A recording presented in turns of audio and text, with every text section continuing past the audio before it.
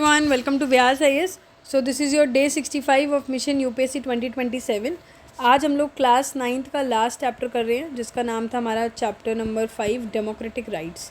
ठीक है, इस चैप्टर को हम कंप्लीट कर देंगे और कल से हम लोग 10th क्लास की बुक स्टार्ट कर देंगे. थोड़ा डिले हो गया है but it's okay, we will cover everything for sure. Okay, so the first question we have is are these reservation against the right to equality.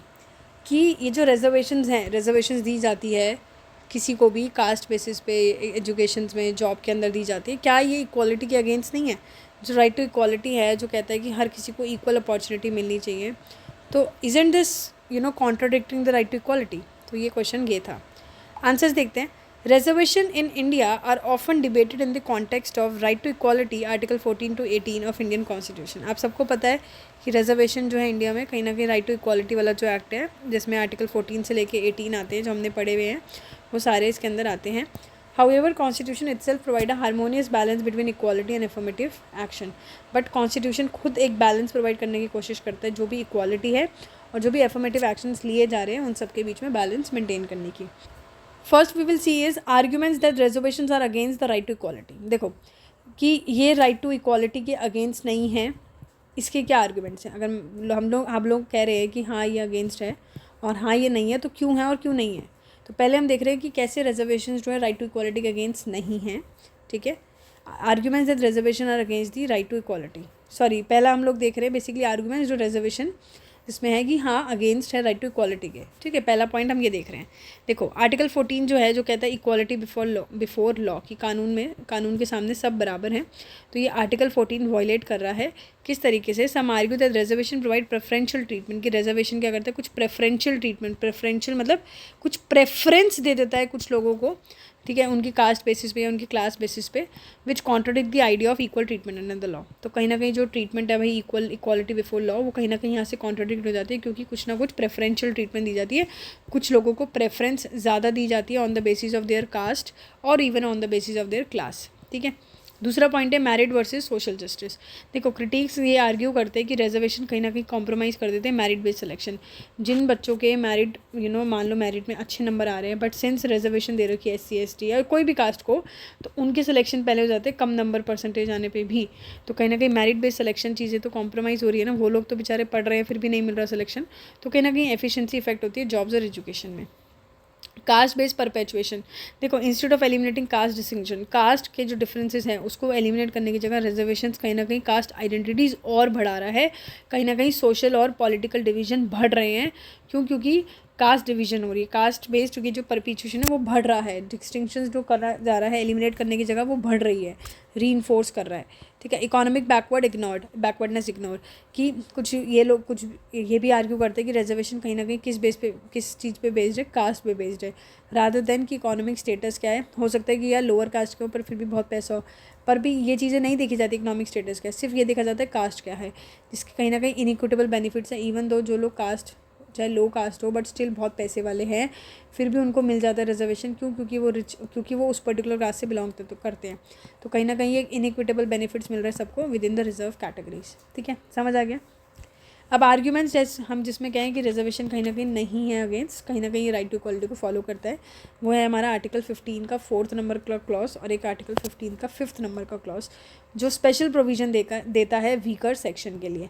जो ये कहता है कि constitution explicitly allows the state to make special provision, जो बनाने के लिए बोलता है स्टेट्स को कि एक स्पेशल प्रोविजन बनाओ जो भी सोशली और एजुकेशनली बैकवर्ड क्लासेज हैं, शेड्यूल कास्ट और शेड्यूल ट्राइब लोगों के लिए, कि उनको कुछ स्पेशल प्रोविजंस देने चाहिए. उस क्लॉज में ये लिखा है. आर्टिकल 16(4) में भी लिखा है कि इक्वल अपॉर्चुनिटी है पब्लिक एम्प्लॉयमेंट में, कि स्टेट रिजर्व कर सकती है कुछ पोस्ट गवर्नमेंट जॉब्स में भी, किन के लिए? बैकवर्ड क्लासेस के लिए या वो लोग जो अंडर रिप्रेजेंटेटेड है सर्विसेज में. तो कहीं ना कहीं हमारे आर्टिकल में लिखा हुआ है, तो कहीं ना कहीं ये अगेंस्ट नहीं है, जो लिखा है वही चीज़ें हो रही है. आर्टिकल 46 में लिखा है डायरेक्टिव प्रिंसिपल जो है हमारा, कि state has a duty to promote the educational and economic interest of weaker section. कि हर एक सरकार की ये ड्यूटी है कि एजुकेशनल और फाइनेंशियली इकोनॉमिकली लोगों को, जो वीकर सेक्शन है SC ST हो या कोई भी हो, उनको क्या करना? उनको प्रमोट करना, उनको मौका देना कि ऐसी चीज़ों में वो जॉब वगैरह एजुकेशन वगैरह ले पाए. ठीक है, equality of opportunity is not equals to equality of outcome. देखो जो अपॉर्चुनिटी मौका दिया जा रहा है वो आउटकम के बराबर नहीं आ रहा है. देखो इक्वालिटी का मतलब ये नहीं है कि सिर्फ सबको सब एक जैसा ट्रीट करो, बट ये भी ध्यान में रखो कि सबको इक्विटेबल अपॉर्चुनिटीज़ मिल रही हो, जिससे कि जो भी लोग जिनको पहले हिस्ट्री में जिनके साथ गलत हुआ उनको भी एडवांटेज मिले और सबके साथ एक लेवल प्लेइंग फील्ड हो, सबके साथ बराबरी हो। अगर जिन लोगों के साथ ज़्यादा बुरा हुआ है तो उनको कोशिश करो कि यार उनको ज़्यादा बेनिफिट देने की कोशिश करो, जिससे कि सब एक सेम लेवल पे आ जाए। ठीक है, तो इक्वालिटी ऑफ अपॉर्चुनिटी अगर मिल रही है, ज़रूरी नहीं है वो इक्वालिटी ऑफ आउटकम भी दे रहा है। सुप्रीम कोर्ट की भी जजमेंट रही इससे लेके, इंदिरा सोनी केस जो हमने पढ़ा भी है रिजर्वेशन को लेके, इफ़ यू रिमेंबर। ठीक है, एक इंदिरा सोनी का केस जिसमें कॉन्स्टिट्यूशनल वैलिडिटी लिखी गई है रिजर्वेशन को लेके, that affirmative action is an extension of equality rather than a violation of it, की इक्वालिटी को ये एक एक्सटेंशन फॉर्म में हम देखते हैं रादर देन कि वो अगेंस्ट नहीं है, बल्कि ये एक्सटेंशन है जो कि ज़रूरी है अफर्मेटिव एक्शन। तो ये इंदिरा सोनी केस में आया था। So, reservation do not violate the right to equality if they align with constitutional provisions which is aimed at achieving substantive equality. बल्कि कुछ कंसर्न ये रहते हैं मिसयूज़ और इनएफिशिएंसी को लेके। The principle of positive discrimination seeks to uplift historically oppressed groups, thereby strengthening democracy and social justice. ठीक है, सेकेंड क्वेश्चन हमारे पास आता है, तो constitution does not give people their religion, then how can it give people to practice their religion. जब हमारा constitution ये नहीं कह रहा कि कौन से लोग किस धर्म से हैं, किस रिलीजन को बिलोंग करते हैं, तो हम कैसे लोगों को राइट दे रहे हैं कि आप अपनी मर्जी से कोई भी रिलीजन फॉलो करो। जब कॉन्स्टिट्यूशन ही नहीं कह रहा किसी रिलीजन को लेके, तो हम कैसे लोगों को कह रहे हैं कि आप कोई भी रिलीजन फॉलो कर लो। देखो, the key to understanding this lies in the distinction between personal belief और स्टेट रिकॉग्नाइजेशन ऑफ राइट्स।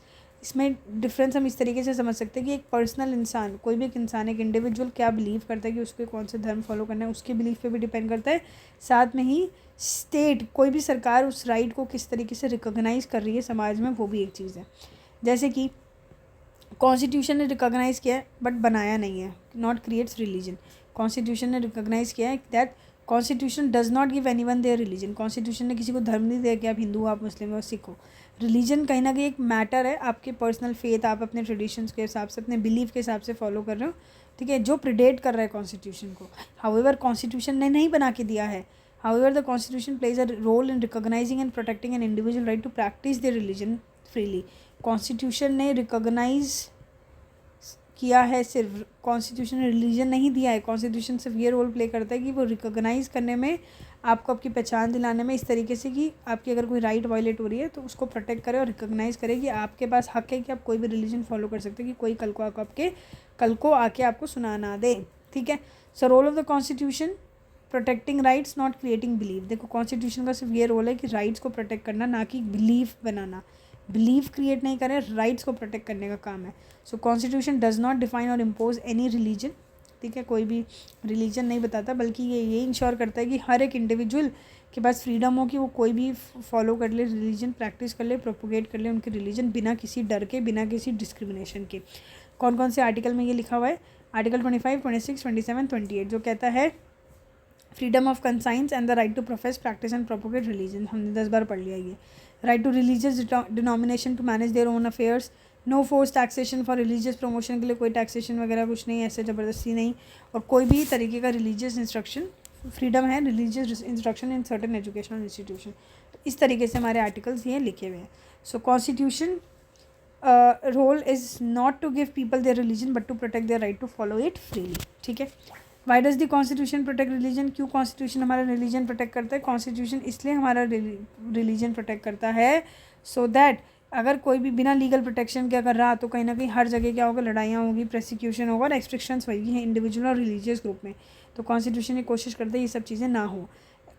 आपको पता है इंडिया की इतनी डाइवर्स कंट्री है, तो वहाँ पे कन्फ्लिक्ट ज़्यादा होने लग जाएंगे। रिलीजियस फ्रीडम अगर हो, मतलब अगर रहेगा, religious freedom could arise requiring of legal framework to ensure peaceful coexistence. इसके लिए एक पीसफुल कोएग्जिस्टेंस चाहिए, इसलिए कॉन्स्टिट्यूशन में सब चीज़ें दे रखी है। Rights like freedom of speech, property और religion exist not because the state grants them. Right जो है, जैसे फ्रीडम ऑफ स्पीच हमारे पास है, फ्रीडम ऑफ प्रॉपर्टी वाली है, रिलीजन है, ये सब इसलिए एग्जिस्ट नहीं कर रही बिकॉज स्टेट्स ने उनको दी है, बल्कि इसलिए क्योंकि ये फंडामेंटल है एक ह्यूमन डिग्निटी के लिए। एक ह्यूमन की डिग्निटी के लिए ये सब चीज़ें बहुत ज़रूरी है कि उसकी आइडेंटिटी को प्रोटेक्ट किया जाए। Constitution mainly recognise and safeguard them. Parallel example, the right to life. जैसे रिलीजन होता है, constitution does not create life. ठीक है, जैसे रिलीजन होता है, कॉन्स्टिट्यूशन ने कोई लाइफ क्रिएट नहीं करी है, बस वो प्रोटेक्ट करने की कोशिश करता है थ्रू आर्टिकल 21 जो कि right to life and personal liberty को लेके है। सिमिलरली रिलीजन एग्जिस्ट इंडिपेंडेंटली, इसी तरह रिलीजन भी इंडिपेंडेंटली एग्जिस्ट करता है, बट उसको हम प्रैक्टिस कर सकते हैं। उसको प्रैक्टिस करने के लिए प्रोटेक्शन चाहिए कि कोई हमें हार्म ना पहुँचाए, डिस्क्रिमिनेशन ना करे, सप्रेस करने की कोशिश ना करे, ठीक है। So the constitution does not give people a religion just like it does give people life, speech और थॉट, ठीक है। तो कॉन्स्टिट्यूशन हमको ये नहीं दे रहा है कि हमारा धर्म क्या है, कॉन्स्टिट्यूशन हमको सिर्फ एक प्रोटेक्शन दे रहा है, गारंटी दे रहा है एंड सेफ गार्ड कर रहा है the right to exercise these freedom ensuring that no one can infringe upon them unjustly, ठीक है। Can the president of India stop you from approaching the supreme court to secure your fundamental right? देखिए कोई नहीं रोक सकता, हमें अपनी right लेनी है तो हम आराम से जा सकते हैं सुप्रीम कोर्ट, हाई कोर्ट। तो no, the president of India can not stop you from approaching the supreme court. क्यों? क्योंकि हमारे पास एक राइट है, राइट टू कॉन्स्टिट्यूशनल रेमेडीज़, जो कि आर्टिकल 32 के अंदर आती है। Article 32 of the Indian constitution हमको क्या बोलता है कि हर सिटीजन के पास राइट है कि वो डायरेक्टली सुप्रीम कोर्ट जा सकता है कोई भी अगर उनकी फंडामेंटल राइट्स वायलेट हो रही है। Even doctor BR Ambedkar ji ने आर्टिकल 32 को heart and soul of the constitution कहा है, क्योंकि ये एक हमारे लिए सेफ गार्ड प्रोटेक्ट बना हुआ है। ये हमने कल भी पढ़ा था। दूसरा रीज़न, पावर सेपरेट है। सुप्रीम कोर्ट की पावर प्रेसिडेंट की पावर से सेपरेटेड है, तो कोई किसी के इंटरफेयर नहीं कर सकता मैटर में, इंडिपेंडेंट है। सो प्रेसिडेंट एग्जीक्यूटिव का पार्ट है, सुप्रीम कोर्ट जुडिशरी का। प्रेसिडेंट के पास कोई पावर नहीं है कि वो जुडिशियल मैटर में इंटरफेयर करे। तीसरा reason, suspension of fundamental right the only expansion. देखो जब नेशनल इमरजेंसी वगैरह अगर है, कोई देश में नेशनल इमरजेंसी लगी, आर्टिकल 352 लगा है तो 352 लगा है, तो कुछ ना कुछ फंडामेंटल राइट सिर्फ आर्टिकल 20 और 21 को छोड़ के बाकी सारी फंडामेंटल राइट सस्पेंड की जा सकती है। And the right to move the court under article 32 can be restricted under article 359, ठीक है। अभी हमने इतना पढ़ा नहीं है आर्टिकल 359 वगैरह, बस इतना समझ लो कि अगर कोई इमरजेंसी वगैरह हुई तो ठीक है, हो सकता है कि प्रेसिडेंट के हिसाब से चले चीज़ें। However, this can only happen when a presidential order is issued, ठीक है। Order must be approved by parliament. It cannot affect the rights under article 20 protection in civil, ठीक है। इसको आप स्किप भी कर सकते हैं अभी के लिए। जुडिशियल रिव्यू में क्या है? जुडिशियल रिव्यू क्या होता है ये तो अब तक आपको समझ आ गया होगा, हम लोगों ने पढ़ चुका है। Even if an attempt were made to prevent access to court, even अगर किसी ने कोशिश करी कि कोर्ट में ना मतलब जाने से पहले प्रिवेंट किया जाए, रोका जा रहा हो, तो सुप्रीम कोर्ट के पास पावर है जुडिशियल रिव्यू की, वो डिक्लेयर कर सकता है कि ये एक्शन अनकॉन्स्टिट्यूशनल, कोई किसी को ऐसे रोक नहीं सकता है, ठीक है। तो कंक्लूजन में यही है कि under normal circumstances the president can not stop you, ठीक है। नॉर्मल सर्कमस्टांसिस में प्रेसिडेंट हमें नहीं रोक सकता सुप्रीम कोर्ट में अप्रोच करने के लिए अगर हमारी फंडामेंटल राइट वीक इन्फोर्स नहीं हो पा रही है। इवन अगर एमरजेंसी अगर होती है तो सस्पेंशन फॉलो कर सकते हैं, सस्पेंशन के लिए भी कॉन्स्टिट्यूशनल प्रोसीजर फॉलो करना पड़ेगा, ठीक है। तो वो ज़रूरी बन जाता है। समझ आ गई बात? लास्ट क्वेश्चन हमारे पास था, many people think that the right to work, right to health, right to minimum livelihood and right to privacy should be made fundamental rights in India. ये सारी की सारी आज भी फंडामेंटल राइट्स नहीं है, बट इनको बनानी चाहिए। तो आपका क्या ओपिनियन है इस पर? ठीक है। The idea of expanding fundamental right to include the right to work, right to health, right to minimum livelihood and right to privacy is highly debated topic in India. क्या इनको फंडामेंटल बनानी चाहिए? पहली चीज़, राइट टू वर्क। देखो currently not a fundamental right but a DPSP under right, ठीक है। सबसे पहले हमारे पास राइट टू वर्क है, तो राइट टू वर्क हमारे पास फंडामेंटल राइट नहीं है, बट DPSP के अंदर लिखा हुआ है अंडर आर्टिकल 41। जैसे मनरेगा जैसे जो एक्ट आए हैं जो 100 डे की वेज एम्प्लॉयमेंट दे रहा है, ये एक लीगल गारंटी है बट फंडामेंटल राइट नहीं है, ठीक है। तो कहीं ना कहीं DPSP में लिखा हुआ है। इवन जो मनरेगा एक्ट बहुत फेमस एक्ट है, 100 डेज़ के लिए ये एम्प्लॉयमेंट प्रोवाइड करता है skilled semi skilled workers, under skilled workers को, गारंटीड वर्कर। तो कहीं ना कहीं लीगली गारंटी दे रहा है ये, बट फंडामेंटल राइट नहीं है, ठीक है। Argument for making it fundamental, अगर इसको फंडामेंटल बनाना चाहते हैं तो कहीं ना कहीं डिग्निटी, इकोनॉमिक सिक्योरिटी और अनएम्प्लॉयमेंट भी कहीं ना कहीं कम होगी। चैलेंजेस बस यही है कि government might struggle to provide employment to everyone, making it difficult. हो सकता है गवर्नमेंट के लिए डिफिकल्ट हो जाए सबको जॉब प्रोवाइड करना, तो कहीं ना कहीं इंप्लीमेंटेशन डिफिकल्ट हो सकती है, ठीक है। तो पहला राइट टू वर्क था। दूसरा राइट टू हेल्थ। तो राइट टू हेल्थ में यही है कि अभी भी ये DPSP का पार्ट है, जैसे ये 41 आर्टिकल का पार्ट है राइट टू वर्क, तो ये हेल्थ वाला पोर्शन 47 का पार्ट है, ठीक है। Which direct the state to improve public health. Supreme court ने ये इंटरप्रेट किया कि जो राइट टू लाइफ होती है ना, आर्टिकल 21 जो आपको पता है, उसके अंदर ही एक्सेस टू हेल्थ केयर आ जाता है, ठीक है। जो पश्चिम बंगाल खेत हमने पढ़ा था, याद है, मजदूर सैमिटी केस, तो इसके अंदर ही ऑलरेडी आ जाता है, तो कहीं ना कहीं इनकॉर्पोरेट हो रखा है। Argument for making it fundamental यही है कि universal free health care system होना चाहिए जिससे कि इनक्वालिटी कम हो, बट चैलेंजेस यही है, मैसिव गवर्नमेंट फंडिंग चाहिए इसके लिए और इंफ्रास्ट्रक्चर भी इंप्रूव होने चाहिए, ठीक है। तीसरी चीज़ मिनिमम लाइवलीहुड। मिनिमम लाइवलीहुड किससे रिलेटेड है? बेसिकली राइट टू लाइफ से तो रिलेटेड आर्टिकल 21। इसके लिए भी एक केस था चमेली Singh versus state of UP, जिसमें सुप्रीम कोर्ट ने रिकॉग्नाइज किया कि एडिक्वेट हाउसिंग और लाइवलीहुड एक एसेंशियल, एक डिग्निफाइड लाइफ जीने के लिए ज़रूरी है कि हर एक इंसान के पास एक एडिक्वेट हाउसिंग और लाइवलीहुड हो। फंडामेंटल बनाने के लिए इसलिए क्यों है? क्योंकि प्रोटेक्ट करेगा लोगों को, कोई भी एक्सट्रीम पॉवर्टी और एक्सप्लॉयटेशन ना हो उनके साथ। Defining and implementing a minimum livelihood definition define करना बहुत मुश्किल है इंडिया जैसी कंट्री में, इसलिए ये एक चैलेंज है। नेक्स्ट है right to privacy. Right to privacy हमारा ऑलरेडी एक फंडामेंटल राइट है। एक जस्टिस के.एस. पुत्तुस्वामी बहुत फेमस केस है वर्सेस यूनियन ऑफ इंडिया, उसमें भी सुप्रीम कोर्ट ने डिक्लेयर किया है कि जो राइट टू प्रिवेसी है ये एक आर्टिकल 21 का पार्ट बन गया है, जो कि हमारा है right to life and personal liberty. ठीक है, इसके अंदर डेटा प्रोटेक्शन, पर्सनल ऑटोनॉमी और फ्रीडम फ्रॉम सर्विलेंस है। क्या इन राइट्स को फंडामेंटल राइट्स बनाना चाहिए? Should these right be fundamental और जस्टिसेबल वेलफेयर राइट, की सिर्फ जस्टिसेबल वेलफेयर राइट होनी चाहिए? देखो, इनको फंडामेंटल राइट बनाने का मतलब ये हो गया कि सिटीजन डायरेक्टली सुप्रीम कोर्ट जा सकते हैं अंडर 32 ऑफ इन्फोर्समेंट। अगर ये DPSP रहेंगे तो गवर्नमेंट को इनके लिए काम करना पड़ेगा। इफ़ द रिमेन DPSP तो government must work to them, but citizen can not demand them legally. तो अगर DPSP के अंदर है तो सरकार तो काम कर रहा है, बट हम लोग लीगली बोल नहीं सकते कि हमारे साथ ये हमारी राइट वायलेट हुई है। क्यों? क्योंकि ये DPSP का पार्ट है, ये हमारे फंडामेंटल राइट का पार्ट नहीं है। So some expert propose making these right justiciable welfare right बनाना चाहते हैं, मीनिंग कि भाई इन्फोर्सेबल हो, पर एक लिमिटेशंस के साथ हो, जिससे कि इकोनॉमी बैलेंस हो। तो कुछ लोग कहते हैं कि जस्टिसेबल वेलफेयर राइट्स बना दो, फंडामेंटल राइट्स नहीं भी बने तो। सो कंक्लूजन में यही है कि राइट टू प्रिवेसी ऑलरेडी बनाया हुआ है। Right to health and work progressively इनको स्ट्रॉन्ग करते रहना चाहिए through legislation process, fundamental right बनाने से पहले। और मिनिमम लाइवलीहुड में ये ज़रूरी है कि हम डिफाइन करें प्रॉपर्ली कि होता क्या है मिनिमम यहाँ पे, मतलब। ठीक है, so instead of an immediate shift एक फेज्ड अप्रोच निकाला जा सकता है, स्ट्रॉन्ग पॉलिसी बनाई जा सकती है, सो दैट हम आगे की तरफ बढ़े। तो इस तरीके से हमारा ये क्वेश्चन टैकल हुआ। तो यहाँ से हमारे ये चारों क्वेश्चन हुए। आई होप आपको समझ आ गए होंगे। और डे 65 हमारा ओवर हो गया है। कल से हम लोग डे 66 करेंगे, जिसमें हम लोग स्टार्ट करने जा रहे हैं क्लास 10th की पॉलिटी। ठीक है, कल मैं आपको दिखा दूँगी बुक कैसी है और कौन सा चैप्टर हमें करना है।